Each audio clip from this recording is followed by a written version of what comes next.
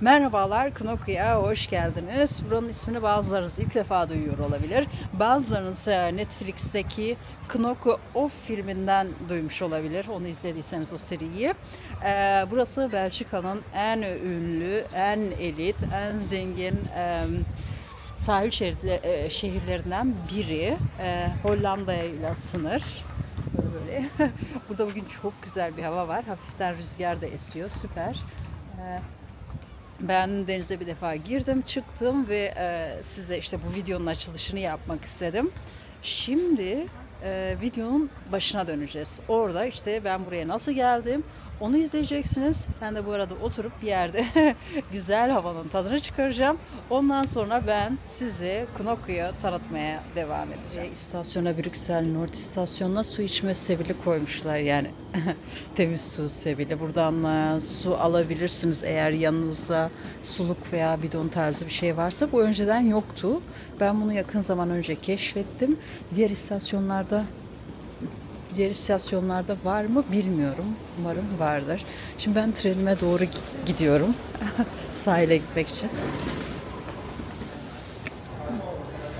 Ben 8'i 15 geçe Knokke trenine bineceğim. Şöyle buradan 4. perondan size biletlere dair de bilgi vereceğim. İlk fırsatta. Çünkü normal bilet alırsanız gidiş geliş çok pahalı.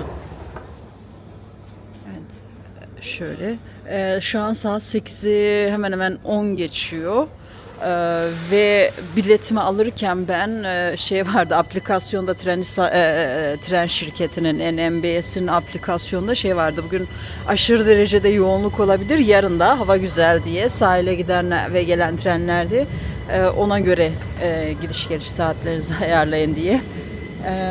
O yüzden ben açıkçası kararsızdım bugün gidip gitmemekte ama görüyor musunuz ya istasyonun böyle rayların içerisine hep çöp atmışlar. Dediğim gibi burası şu anda Brüksel Nord istasyonu. Burası belli bir süredir tadilatta. O yüzden de gerçekten çok karma karışık böyle. Buraya gelmeyi hiç sevmiyorum. Trenim geliyor. Hususi trenim, şahsi trenim.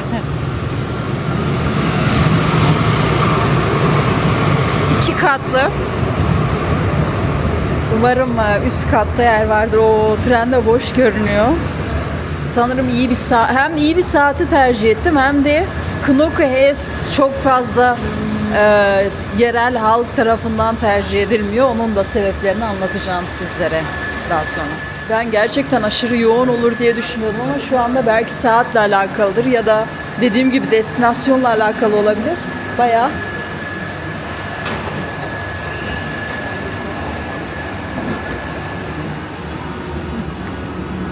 sakin görünüyor. Şöyle şurası alt kat, ben üst kata geçeyim.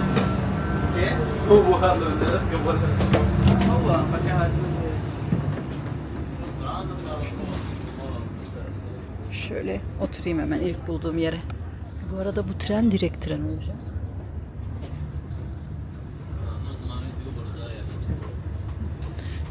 Bu arada benim oturduğum yerde priz yok maalesef.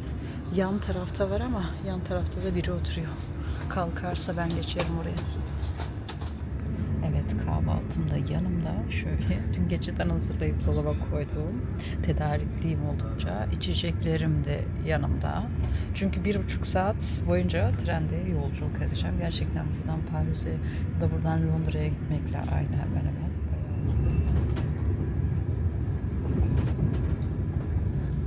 Az önce Brüksel Sentral'de bayağı binen oldu. Sahile doğru ilerleyen. Bu durumda gerçekten bir sonraki trenler oldukça yoğun olacak gibime geliyor benim de. Ben bu arada kahvaltımı da yapmaya başladım.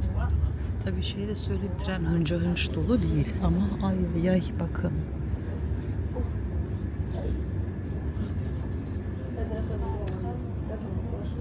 Oo. Bekleyenlerin birçoğunun gerçekten evet denize, sahile gitmeye hazırlandıkları belli. Evet, şu an Brüksel Midi, Brüssel-Zuid'deyiz. Tren şimdiden burada doldu diyebilirsek, oturacak birkaç yer kaldı. onlar da Gent'te fazlasıyla dolar diye düşünüyorum. Hatta şimdiden dolmaya başladılar bile.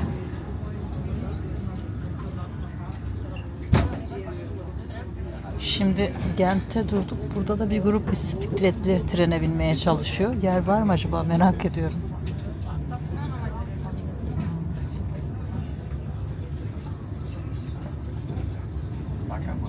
Tren baya dolu. Bu arada gelmişken tuvalete de göstereyim. Burada genelde trenlerde böyle büyük, oldukça büyük bence tuvaletler oluyor. Şöyle. Bu kadar geniş olmasının nedeni ise tabii ki hani engelliler falan da sanırım düşünüldüğü için. Şöyle. Bakın. Buradan açıp kapatabiliyorsunuz, kilitleyebiliyorsunuz. Unutmayın sakın. Kilitlemeyi, yoksa dışarıdan açılabiliyor. Evet, Knoku'ya öyle mi demem gerekiyor ya da Knoku Hest öyle diyeyim, vardık. Şimdi birazdan ineceğiz.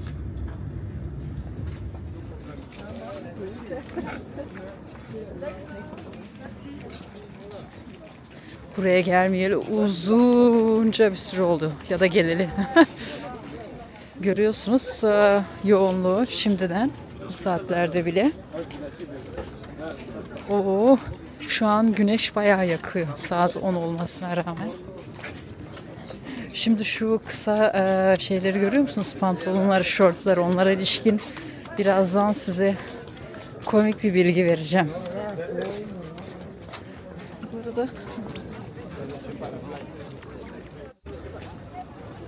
şöyle şurada böyle bir hemen istasyonun dibinde bir otel varmış. Bu arada burada otel fiyatları el yakıyor. O yüzden ben günübirlik geldim. Şöyle nereden çıksam. Neyse bir istasyona gireyim. Aslında gelmişken size biletlere ilişkin de burada bilgi vereyim hemen. Ya da şimdi tek bir otomat var. O da bilet alacaklar. Onun dışında şu anda kimse yok şeyde. Şurada kahve otomatına bir bakayım. Fiyatları merak ettim. Normal kahve fiyatı 1,5 euroymuş. İyi aslında. Ben kahve alacağım buradan ya. Burada hem kartla ödeme yapabiliyorsunuz hem de bozuk parayla. Diğerlerinin fiyatına bir bakalım. Mesela latte macchiato öylesine bakıyorum. Burada ne alırsanız 1,5 euro anladığım kadarıyla. Evet. Şekersiz ya da şekerli diye seçebiliyorsunuz. Başka neye bakalım? Mesela double espresso milk diyelim. O da 1,5 euro. Evet. Böyle küçük bir istasyonu var ve gördüğüm kadarıyla rokette kapalı. 2 saattir bekliyorlar orada. Ve sadece bir otomat var tiket alabilmeniz için, bilet. Dış kısmı böyle. Şimdi ben hangi tarafa doğru gitmeliyim onu bilmiyorum.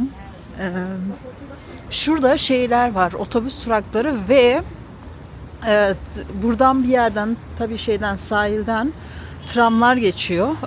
Küs tram dedikleri, sahil boyunca.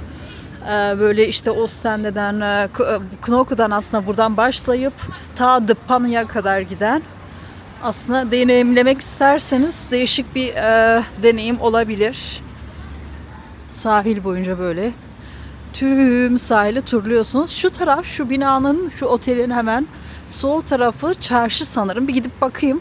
Aslında ben yapmak istiyorum. Önce gidip böyle bir sahilde çok böyle hava ısınmadan ve çok kalabalıklaşmadan gidip böyle bir defa denize girmek istiyorum. Ondan sonra gelip tur atmak istiyorum. Burada şöyle kafe dolmuş bile. Şöyle ve şurada Ice Adventure var. Şu tarafta çarşı sanırım. Neyse en iyisi ben ilk planıma sadık kalayım ve şimdi hemen sahile gideyim. Size bu arada biletlere ilişkin bilgi vereceğim diyorum sabahtanları. Bir türlü böyle sakin bir an bulamadım.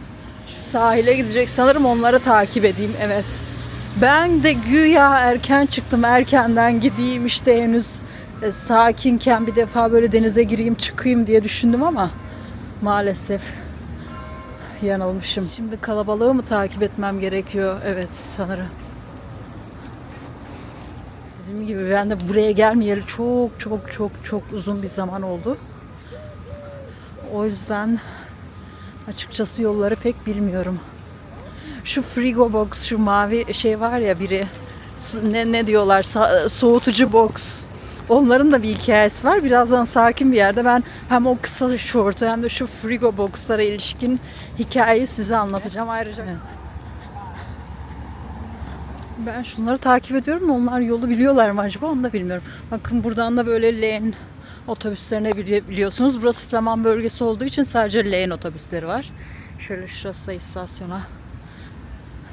Dışarıdan ya da uzaktan bakış. Şey de varmış, o da çok iyi. Şurada büyük bir ekran var. Göstereyim hemen. Bakın ne zaman hangi otobüsün veya tramın geleceğini görebiliyorsunuz. Şu KT var ya, KT evet. O küs tram dediğim, az önce bahsettiğim tram. Buralardan bir yerden hareket ediyor. İşte Ostende böyle bir bayağı bir yerden sahil boyunca ta Dıpanya'ya kadar gidiyor. Benim bugün onu yapma ihtimalim, imkanım olmayacak sanırım ama başka sefer gelirsem kesin yaparım. Knoko ismini bazılarınız önceden duymuş olabilir. Bazılarınız ilk defa duyuyor olabilir. Neyse, ondan sonra bahsedeceğim. Şimdi karşıya geçelim. Evet, şimdi istasyonun karşısındaki yola geçiyoruz. Dışarı.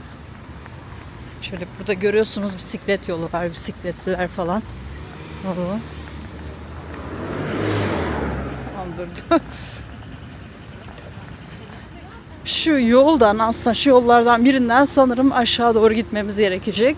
Çünkü şurada sol tarafta, benim solum, bu sokak böyle şöyle komple çarşı sokağı gibi bir yer. Yön duyguma güvenecek olursam şu Madame Panier'in oradan aşağı doğru inmem gerekiyor diye düşünüyorum ama yanılıyor muyum acaba? Neyse, şuradan ben karşıdan karşıya geçmek için yaya geçtiğine doğru gideyim. Burada da bisikletliler oldukça fazla, o yüzden dikkat etmek gerekiyor. Ama sanırım o yoldan da gidilebiliyor, bu yoldan da gidilebiliyor. Evet, buradan, burası gölge, buradan ilerleyeyim ben. Şuradan bisiklet kiralayabiliyorsunuz. Knoko Scooters. Şimdi günün bu saatine göre bence oldukça kalabalık. Bakın şurada Proxy Deleuze var. Oradan da alışverişinizi yapabilirsiniz. Yani hani bir kafeye oturmak istemezseniz, fiyatlar pahalı gelirse. Şimdi Belçika'ya geldiyseniz ya da Belçika'da yaşıyorsanız ve evet, havalar da güzel, denize gitmek istiyorsunuz ama bir türlü nereye gideceğinize karar veremiyorsunuz. İşte Ostende, Blankenberge, De Panne, De Haan, Knokke, Zeebrugge, bunlar arasında karar veremiyorsanız, yalnız değilseniz, ama ben size yine de karar vermenize böyle yardımcı olabilecek bir iki şey söyleyeyim. En azından bu üç şehre ilişkin, Knokke, Blankenberge ve Ostende ilişkin, siz kendiniz kararınızı verirsiniz. Şimdi bu arada her yer şimdiden dolu. Aslında ben burayı daha sakin bekliyordum. Ayrıca ben doğru mu gidiyorum bilmiyorum. Şu an ben şeydeyim de bu yol bitecek gibi görünmüyor ben. Umarım çok uzaklaşmıyorumdur şu an. Dediğim gibi gerçekten burası tahminimden daha şey çıktı. Ben burayı daha sakin bekliyordum. Ama böyle bakın, burada güzel de bir pastane var.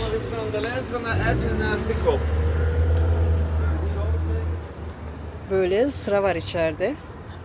Şimdiden fiyatları da söyleyeyim. Mesela işte 11 euro, 11 euro, 14,5, 11 euro, 9 küsür. Şimdi yani hemen fiyatlara ilişkin bir şey söyleyeyim. Knokke normalde yani en azından sahil şeridinin en pahalı şehri olarak bilinir. Bakın 6,60'a bile pasta var. Ben fiyatları açıkçası daha yüksek bekliyordum ama şimdi gördüğüm kadarıyla fiyatlar benim oturduğum köyle aynı, hatta daha ucuz desem mi bilemiyorum. Bakın burada tuvalet de varmış, çok iyi. Lippenslaan diye bir yer, böyle bir meydan. halka açık tuvalet var. Şimdi sanki benim şöyle şuradan, evet, martıları görüyorsunuz, martıları duyuyorsunuz. Nasıl yapsam acaba ya? Böyle mi gitsem şöyle, yoksa dümdüz devam mı etsem? Neyse, dümdüz devam edeyim. Okay. Perfect, thank you well, thank you. Burada şu önden giden hanımefendiye sordum. Böyle dümdüz ilerlemek gerekiyormuş. Bu şu anlama geliyor: istasyondan çıktığınız zaman yolun karşısına geçiyorsunuz ve sonra böyle işte bu sokağa denk geliyorsunuz. Çarşı gibi bir yer. Kafelerin, barların, restoranların ve işte marketlerin, dükkanların bulunduğu yol. O yoldan dümdüz aşağı ineceksiniz. Hemen az önce bahsettiğim gibi seçiminize faydası olsun diye bir iki şey söyleyeyim hemen. Böyle arada bir kendimi de göstereyim ki. Evet, size böyle bir knok, ya Türkçe'de söylerken knok da mı denilir, knok da mı demem gerekiyor bilemiyorum. Knok hes demem gerekiyor. Neyse, ben en iyisi bana rahat olan şekilde söyleyeyim. Knok ta. Gerçi hiçbir haliyle rahat değil de. Burada çok güzel bir yatakçı. Heh. Şimdi eğer böyle hani tam bir şehir olsun istiyorsanız ve denize de girmek istiyorsanız, yeme içme bakımından uygun fiyata da, pahalıya da bir şeyler olsun diyorsanız, reklamını yapmak istemem ama hani kazino da olsun diyorsanız, Ostende o açıdan en doğru seçim olabilir. Bakın burada bu arada bol bol şeye denk gelebilirsiniz. Burada golf araçları. Bunlar genelde zenginlerin şehir içi ulaşımda kullandıkları golf araçları. Knok'a ilişkin daha söyleyeceğim ben birkaç şey. Bakın burada mesela park edilmiş lüks araçları görüyorsunuz zaten.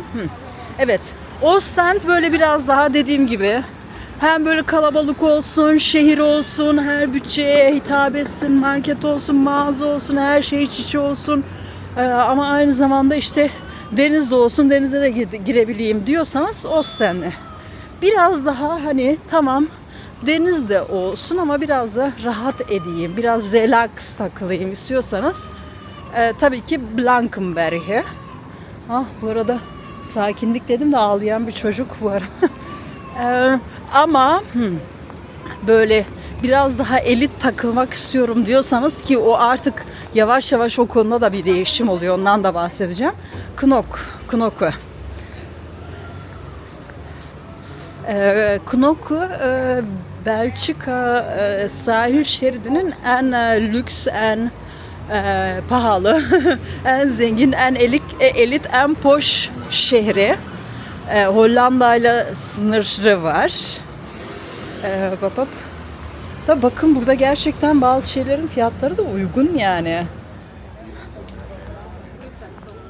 Şimdi geçen yıl bir röportaj yayınlandı. Böyle işte iki hanımefendiyle röportaj yapıyor. Onlar da buraya gelen bazı turistlere ilişkin rahatsızlıklarından bahsediyorlar. İşte gelenlerin kılık kıyafetlerine falan çok dikkat etmediklerinden, işte yerel ekonomiye pek faydalarının olmadığından, bunu örnek olarak da veriyorlar. İşte kısa şortlarıyla, ki bu erkekler için geçerli, kısa şortlarıyla, parmak arası terlikleriyle, ellerinde frigo boxlarıyla, soğutucu box öyle diyelim, soğutucu çantalarıyla gelip işte burada denizden, sahilden faydalanıyorlar. Hem göz kirliliği, çevre kirliliği yaratıyorlar, hem de yerel ekonomiye hiçbir faydaları olmuyor gibi bir röportaj vermişlerdi. Bu bayağı olay oldu burada tabii. Onun üzerine hatta böyle şey de yapıldı. Protesto olarak işte bir grup ellerine frigo boxlar, işte kısa şortları, rengarenk kıyafetleri, parmak arası terlikleriyle buraya geldiler. Ve o zamandan beri aslında sanırım ters tepki yarattı. Buraya gelen insan sayısı da arttı. Ve tam da şöyle söyleyeyim, istemedikleri tarzda insan sayısı arttı. Yani tam da gelmesin dedikleri tarzda insanlar gelmeye başladı. Ama şimdi benim gördüğüm kadarıyla burada da böyle her bütçeye hitap edebilecek tarzda Sanki kafe ve restoranlar var. Evet, çok pahalıları da var. Çok pahalı mesela takı markaları falan da var tabii ki. Onun dışında giyim markaları ama az önce önünden geçtiğim kadarıyla uygun yerler de var. Burası da biraz 3 aşağı 5 yukarı herkese hitap ediyor. Bakın bu beyefendi de kısa şort giymiş. Hatta onun üzerine tabii belediye başkanı, buranın belediye başkanı da şey yapmıştı o zaman. Bir demeç verip böyle kısa şortuyla. Biz burada sürekli böyle giyiniyoruz zaten diye. Ve herkes işte kısa şortlarıyla buraya gelebilir diye bir demeç vermişti. Şimdi ben öncesini bilmediğim için çok yorum yapamıyorum ama şu anda gördüğüm kadarıyla gerçekten evet, erkeklerin %90, %95'i kısa şortlu. Tabii ki gayet normal çünkü deniz kenarı. İnsanlar zaten buraya denize girmeye geliyorlar. Hava çok sıcak. O nedenle de gayet normal. Tabii burası farklı nedenlerden dolayı da son zamanlarda gündem oluyor. Onlardan da daha sonra bahsedeyim. Bayağı yürümek gerekiyormuş ya sahile. Bakın mesela ben buranın bu kadar büyük bir çarşısı olduğunu gerçekten bilmiyordum. Yani bayağı hani bir bilinen normal markalar falan da var burada ki o yarattıkları algıya göre ben burayı bayağı böyle poş bekliyordum, şey gibi. Neyle kıyaslayayım? Ya Saint-Tropez ile tabii ki aslında evet, şey bakımdan Saint-Tropez ile kıyaslayabilirim. Fiyat bakımından öyle düşünüyordum ama şimdi mesela burada hemen şu önünden geçtiğim kafede işte al götür kahve 2,70. Belçika standartları bu. Ne ucuz ne pahalı. Al götür olarak diyorum. Mesela oturup içmek isterseniz ucuz çünkü 3,5 Euro'dan aşağı normalde kahve yok ki o 3,5 Euro'luk kahveler de gerçekten güzel değiller yani. Onu da söylemek gerekiyor. Her zaman tam olarak şeye yansımamış olabilir. Ne derler? Kameralara yansımamış olabilir ama çok fazla gerçekten evet lüks araç var. Ve gördüğünüz gibi Hollanda plakaları da burada bol bol denk gelebilirsiniz Hollanda plakalarına. Çok fazlalar çünkü burası Hollanda ile sınır. Bakın. Bunlar işte bu Knokhov'ta izlediğiniz baba parası yiyen gençler var ya, işte onlar. Burada çok fazla baba parası yiyen zengin züppeler olduğunu da bilirsiniz.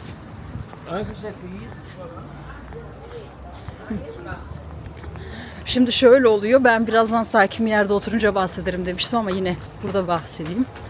Ya da neyse sonra bahsedeyim. Yol boyunca şeye denk geldim, birkaç markete. O iyi. Yani şeye mahkum değilsiniz illa da restoranlara falan.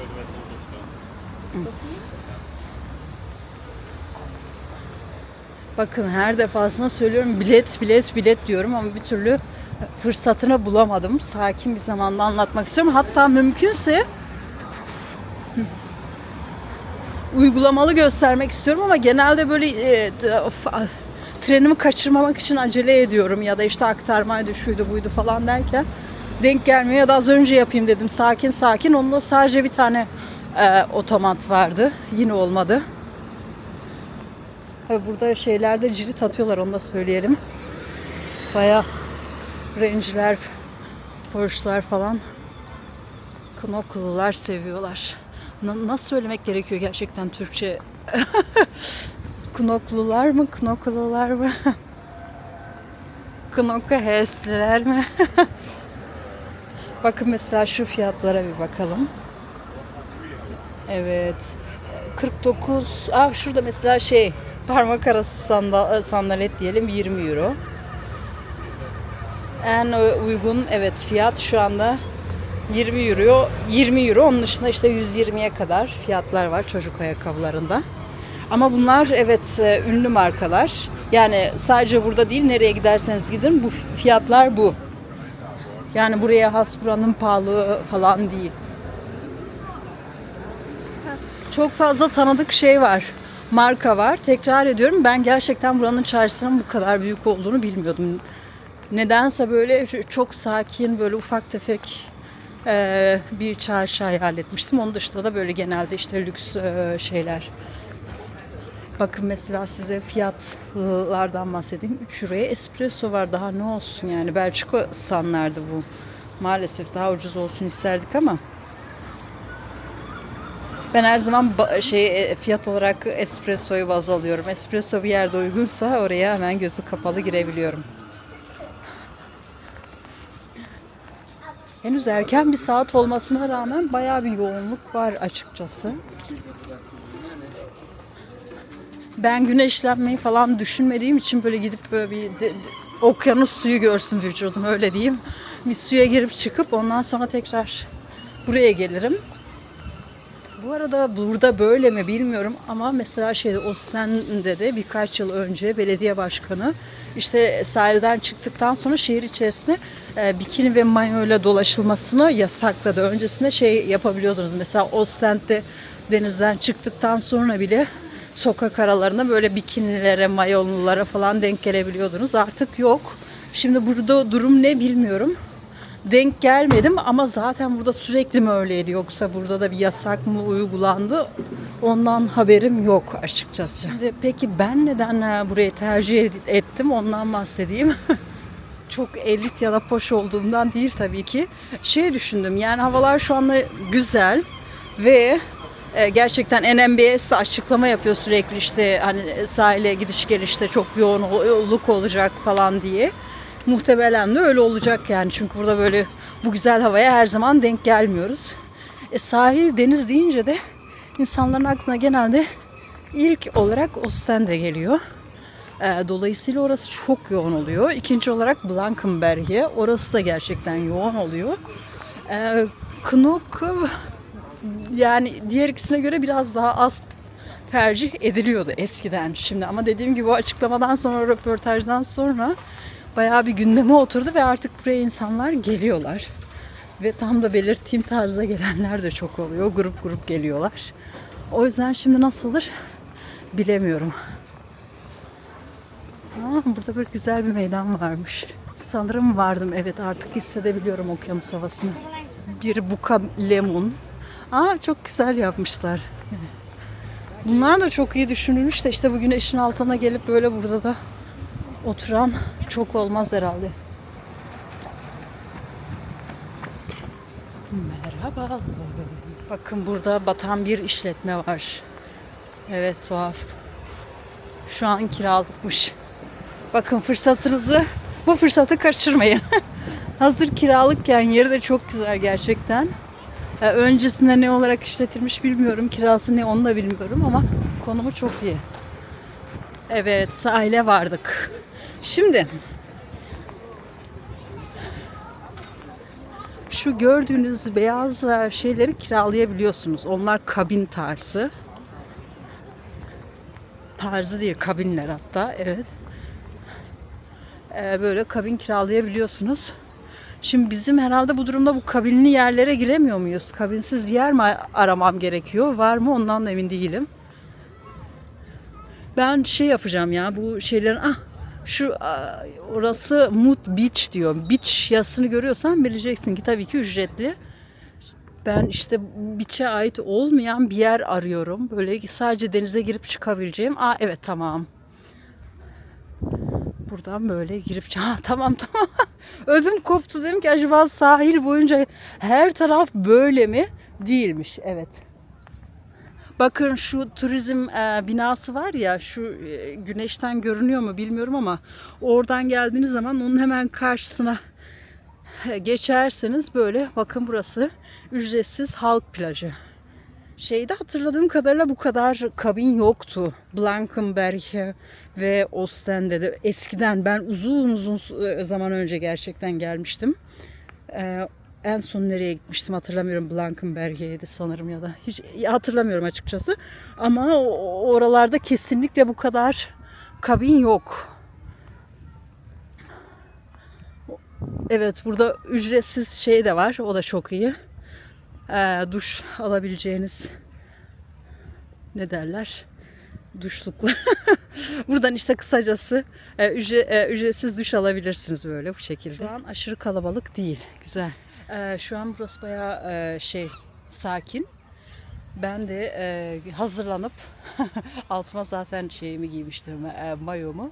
Bir defa böyle bir denize girer, çıkarım, ondan sonra tur atarım bakalım.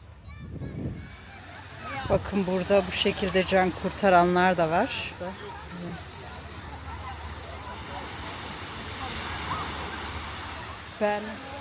Ben bir defa girdim denize, çıktım. Şimdi bir tur atacağım. Saat 10.30'la 6.30 arasında denize girebiliyormuşsunuz. Burası Blue Zone. Sanırım burayı bakın, Blue Flag, mavi bayrak.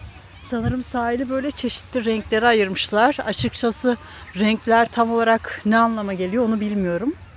Şu an saat 11'i geçiyor biraz. Ona rağmen aslında böyle aşırı bir yoğunluk yok sahilde, gördüğünüz gibi. Çünkü burada şu an hava çok güzel. 30 derece neredeyse. 30 Temmuz. Hava gerçekten güzel. Ona rağmen bakın, çok fazla boş yer var ve ben şu anda size sahilin çok küçük bir kısmını gösteriyorum. Yani sahil baya devam ediyor birkaç şehir boyunca, işte daha önce de söylediğim gibi. Knokke-Heest, ondan sonra Zeebrugge var, Ostende var, Blankenberge var, De Panne var. Ham var, De Haan mıydı? De Haan sanırım, bilemiyorum. Evet, yani gerçi insanlar henüz daha yeni geliyorlar. Ve tam da eleştirildiği gibi bazıları böyle frigo boxlarıyla geliyorlar. Böyle. Burada dediğim gibi duş alabilirsiniz. Şurada da can kurtaran lifeguard, onların araçları. O da çok. Ayrıca bakın burada de var. Erste Hulp. Yani ola ki bir şey olursa ilk yardım merkezi. Ayrıca tuvaletler de var. Süpermiş. Evet. Çünkü Osten'de de hatırladığım kadarıyla gerçekten sahilde tuvalet bulmak çok kolay değildi. En azından benim gittiğim yerde öyle değildi diye hatırlıyorum. Bakın burada var. De var. Süper gerçekten, ilk yardım falan. Böyle işte burada de var. Çocuk parkları falan da var kullanabileceğiniz. Ama onun için biçim hizmetlerinden yararlanmanız gerekiyor. Bir şeyler yiyip içmeniz gerekiyor. Ya da sanırım şezlong falan kiralamanız gerekiyor. Bu arada insanlar gelmeye devam ediyorlar. Burası da az önce çekimi yaptım, emin değilim, ondan dolayı tekrar söyleyeyim. Tuvalet, şu sarı bina, 50 cent kullanımı. Bence burası için gayet uygun. Şu anda birçok istasyonda 1 euro, onu söyleyeyim. Ve sadece kartla ödeme yapabiliyorsunuz maalesef.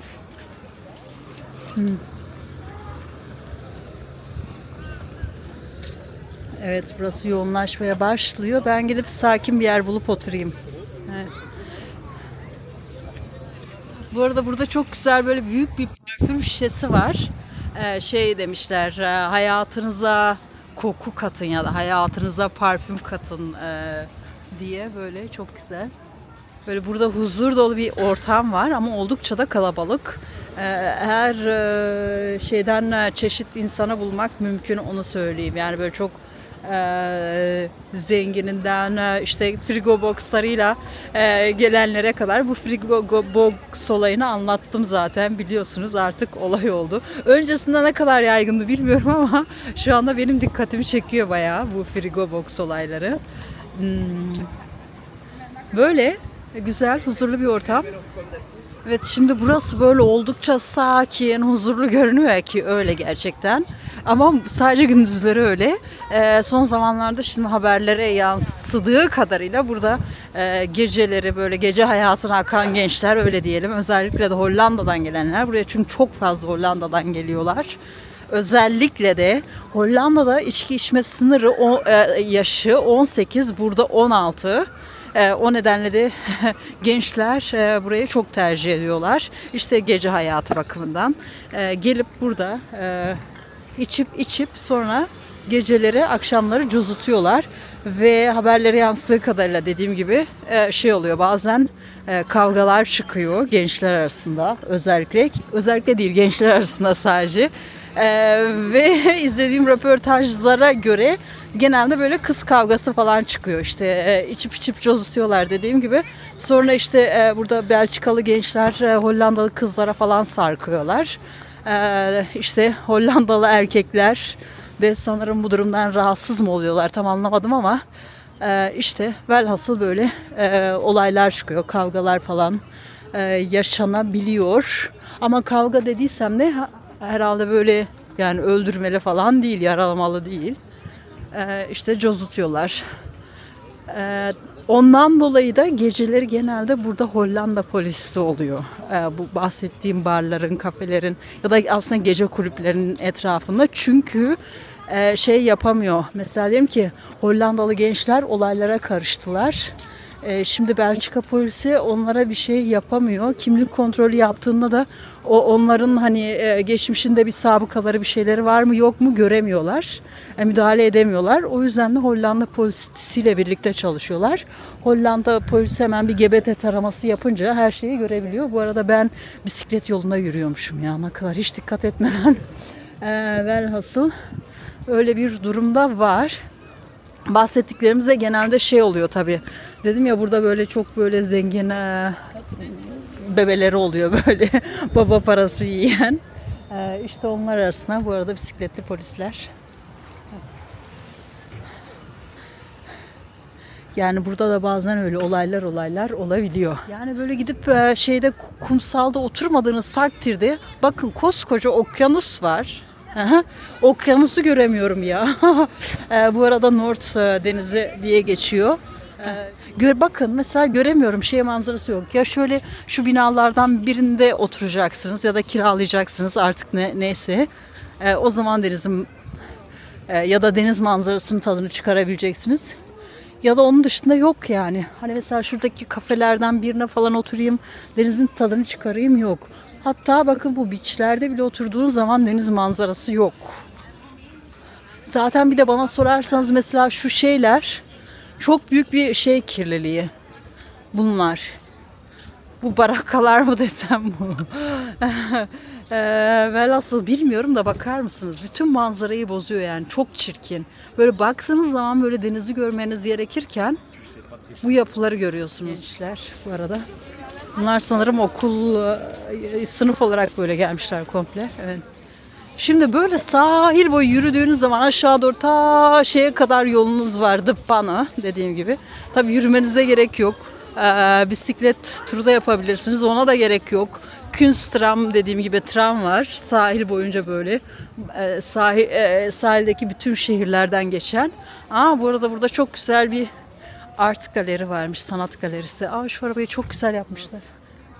Çok güzel tasarlanmış gerçekten. Momentum Art Galeri. Buraya ola ki geldiniz diyelim, böyle park etmeniz gerekiyor. Tabii ki park ücretsiz değil burada. Ücretli. Bakın bu şekilde de SMS ile de ödeme yapabiliyorsunuz. Ayrıca böyle bir aplikasyon var. Onu indirirseniz oradan da ödeme yapabiliyorsunuz şu şekilde. Detaylara şu an girmeyeceğim. Sadece böyle bir olasılık var. Şeye bakıyorum da saat ücretine. Burada saatlik ücret ne kadar diye yazmıyor. Bakın bunlar da çok güzeller. Görünüyor mu yansımadan bilemiyorum ama. Şimdi ben oturdum böyle gölgede dinleniyorum biraz. Az önce önümden böyle çok muhteşem böyle üstü açık kabrio bir Bentley geçti. İçerisindeyse daha doğrusu sürücüsü. Şimdi bu Bentley'nin sürücüsü ise taş çatlasa 20 yaşında gencecik bir kızdı. O arabayı kendi parasıyla almadığı gayet belli oluyordu. O da bana hemen şeyi hatırlattı tabii bu durumda. Burada şeyi de göstereyim. Bu Knock Off dizisindeki işte bu baba parasıyla olaylar yaratan zengin bebelerini hatırlattı nedense. Kız tabii ki hanımcık da bir kızdı ama şimdi gördüğüm kadarıyla patates kızartması 4,5 euro. Ayrıca sos falan alırsanız 1,20 her bir sos. Kahve de 3 euro, espresso 3 eurodan başlıyor. Bence böyle bir yer için gayet uygun. Ki Brüksel'de bile normalde bundan aşağı bir şey bulamazsınız. Hatta Brüksel sanırım biraz daha pahalı. Bakın böyle hemen şurası sahil. O yüzden fiyatlar sizi korkutmasın burada. Ama dediğim gibi şimdi sahile giderseniz orada çok çok aşırı lüks yerler de var. Ama benim gördüğüm kadarıyla her bütçeye hitap edecek burada işletmeler var.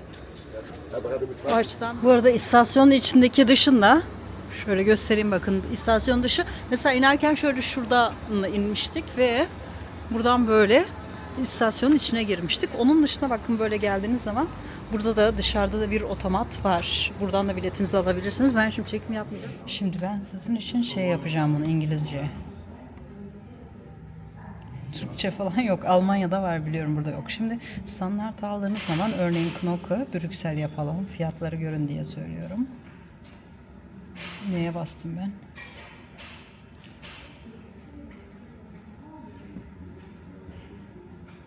Tamam. Örnek Brüksel Central dedik. Return yapalım. Bakın Brüksel'e evet 40 euro gidiş geliş. Korkunç gerçekten.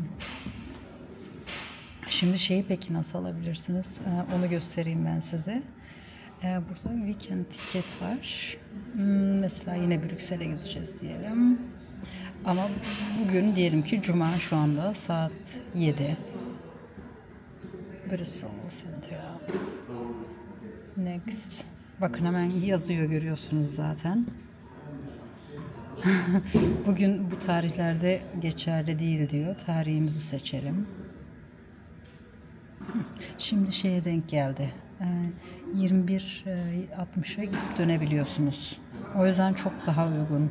Böyle bir imkan var, unutmayın onu. Onun dışında mesela diyelim ki bir biçimde fazla kalacaksınız. Burada karar verdiniz ve o az önce bahsettiğim 10 defalık şeyden almak istiyorsunuz. Ne derler? 10 defalık biletten. Bu arada Büropass diye bir uygulama da var. Çok iyi. Ondan da bahsedebiliriz daha sonra istek olursa. Ben şimdi bir de burada tabii indirimli şeyler de var, biletler, ama onlar sizin kapsam alanınıza girmiyorlar. Several. Evet, şimdi bu arada ben şeyden bahsetmedim de, o bahsettiğim 100 euroluk olan, hani bir şehir, ülkenin başından diğer başına kadar kullanabileceğiniz bilet 26 yaşından daha gençseniz daha uygun fiyata. Ne kadarmış bir bakalım. 62 euro, evet, çok da büyük bir fark yok ama 30 euro falan fark var. Ama bize şey lazım. Tabii öğrenciler için de daha uygun. Standart multi. Buradan alabiliyorsunuz bu şekilde. Bir yıl geçerli dediğim gibi. Böyle 102 euro. Online alırsanız 99 euro. Onun dışında ne göstereyim? Hazır imkan varken. Bunlar sanırım sizin ilgi alanınıza girmezler. Yine de göstereyim. Mesela öğrenciler için böyle bir uygulama var. 65 yaş üstü için de indirimli, onlar seyahat edebiliyorlar. Büropass ne? Neyse, şimdi bahsetmeyeceğim. Ondan başka zaman. Ya da istek olursa Büropass'a özel bir video bile çekebilirim. Evet, dönemsel biletler de olabiliyormuş. İşte neyse, kısacası böyle. Burada böyle hemen o bilet alabileceğiniz otomatın hemen arkasına böyle şey de varmış. Ben bunu görmemiştim. Böyle buraya eşyalarınıza bırakabilirsiniz eğer yanınızda valizle geziyorsanız. Bunlar ölçüleri. Fiyatlar da böyle. 24 saatlik valizinizin büyüklüğüne göre 6,5'tan başlıyor fiyatlar. M'ler bunlar. Büyüklükleri bu. Onun dışında bunlar L. Büyükler ama sırt çantası falan girer buraya ancak. Şu XL'lere ancak valiz girer. Evet. Ve XXL'ler var. Evet, bunlara bayağı büyük valizler girer. Ama çok fazla değil, onu söyleyeyim, hani sayıca azlar. Ve şu anda gördüğüm kadarıyla hepsi dolu, o yüzden. Tuvaletler ücretliymiş, 50 cent. Öyle. Burada da sadece geçiyor, bozuk para geçiyor diğerinin aksine. Diğerinde merkezdeki sahildekilerde sadece kart, buradaysa sadece geçerli.